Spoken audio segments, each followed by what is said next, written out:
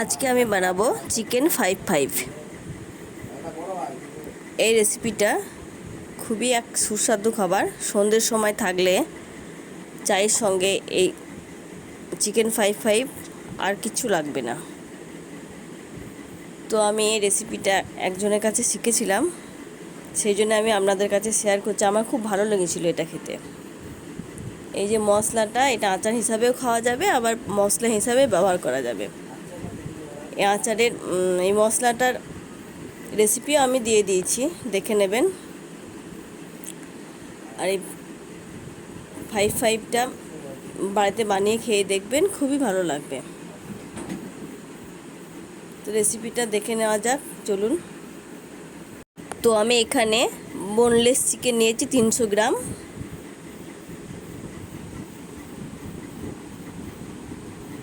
এর মধ্যে হলুদ আর একটুখানি লবণ দিয়ে মাখিয়ে নেব।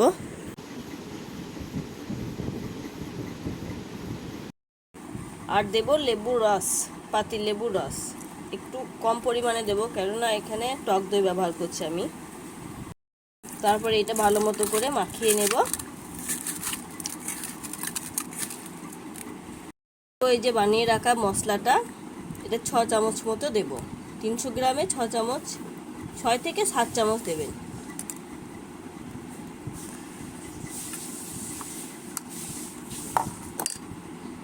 দেবো সামান্য একটু সর্ষের তেল।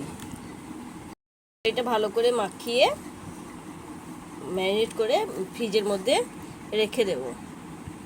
এটা 5 থেকে 6 ঘন্টা মতো ফ্রিজে রেখে দিতে হবে। 6 ঘন্টা হয়ে গেছে। এবার এটা আমি ভেজে নেব ভালো করে। এখানে নিয়েছি ময়দা, আর নিয়েছি এই যে জল, এই জলটা লাগবে, আর ঝুড়ি, আর নিয়েছি একটা বাটি। তো দেখা যাক কিভাবে আমি করি, একটু দেখে নিই। প্রথমে ম্যারিনেট করা মাংসগুলো এইভাবে ময়দার মধ্যে মাখিয়ে ভালো করে একটা একটা করে তুলে ঝুড়ির মধ্যে রাখবো। এই ঝুড়ির মধ্যে রাখবো। আবার আর একটা এইভাবে করব।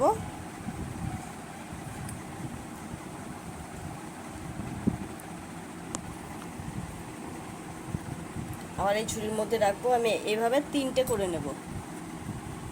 এরপর ঝুড়িটা জলের মধ্যে ডুবিয়ে নেব এভাবে হালকা করে। তারপর এখানে জল ঝরাতে দিতে হবে। জলটা ভালো মতো ঝরে গেলে এইটা নিয়ে আবার ময়দার মধ্যে আমি এইভাবে মেখে নেব একটা একটা করে।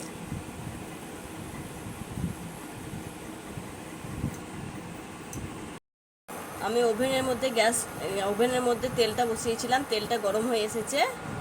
এরপর এক এক করে আমি চিকেনগুলো ভেজে নেব লো কর।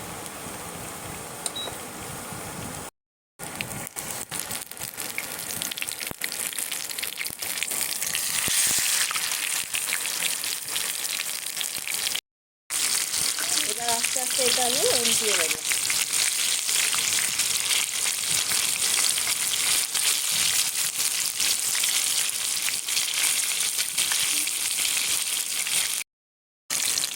এটা ভাজা হয়ে গেছে। এবার এটা তুলে নেব।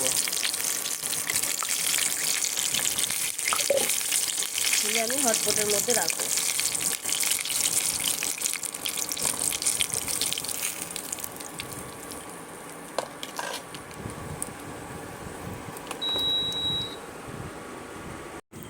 তারপর এক এক করে সব চিকেনগুলো এভাবে আমি ভেজে ফেলবো।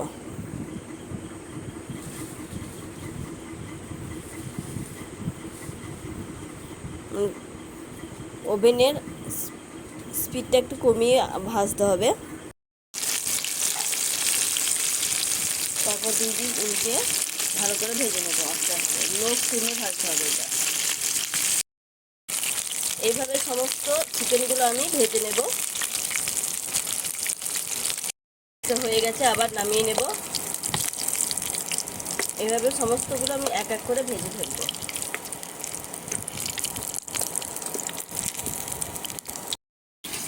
তো রেডি আমাদের চিকেন 5-5।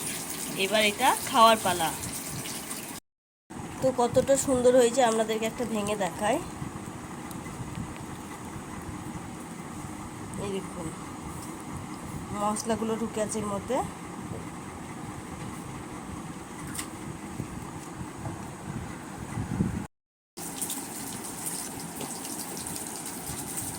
এইটা আপনারা বাড়িতে বানিয়ে এইভাবে এই পদ্ধতিতে বানিয়ে খেয়ে দেখতে পারেন, খুবই ভালো লাগবে।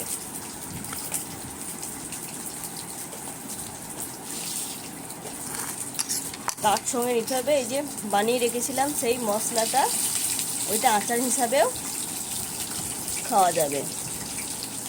এর মধ্যে টক দই আছে তো একটু টক টক লাগবে, ভালো লাগবে।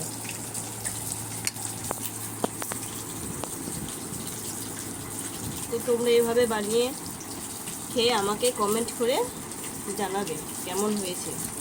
আর যদি রেসিপিটা ভালো লেগে থাকে লাইক কমেন্ট শেয়ার অবশ্যই করে দেবেন, সাবস্ক্রাইবটাও করে দেবেন।